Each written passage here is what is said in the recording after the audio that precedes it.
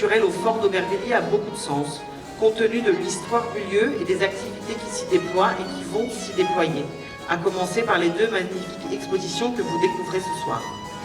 L'exposition Temps fort, histoire d'un site sur le fort d'Aubervilliers réalisée par les archives municipales et l'exposition de Laurence Favori, l'une des artistes qui travaille dans ces lieux.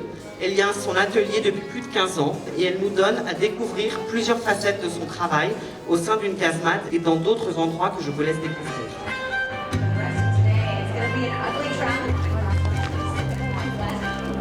Ce que je trouvais très intéressant par rapport au fort d'Aubervilliers, le fait d'avoir un atelier ici, c'est qu'il y a un silence incroyable.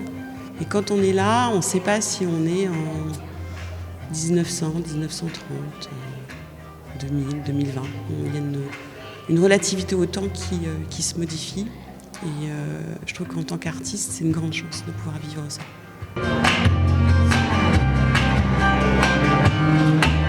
Ces 2 expositions accueilleront, si la situation ne l'évolue pas trop, un grand nombre d'élèves de nos écoles chaque semaine pendant 1 mois et seront ouvertes au public dès ce week-end avec les Journées du patrimoine et le versement du 1000e don au Trésor poétique municipal mondial avec les souffleurs ici ce dimanche.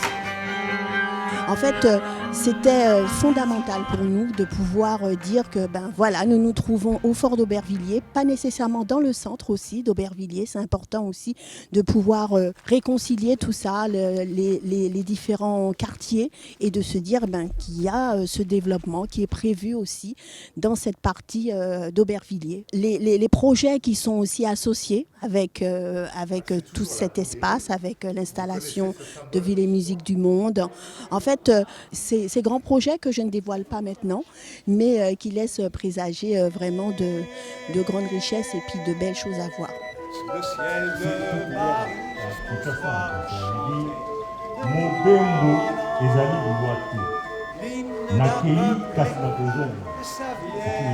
Le voyage n'est pas la mort. Je pars, mais je reviens. Votre texte a été versé dans le grand trésor municipal mondial poétique d'Aubervilliers, le 1000e. C'est parti.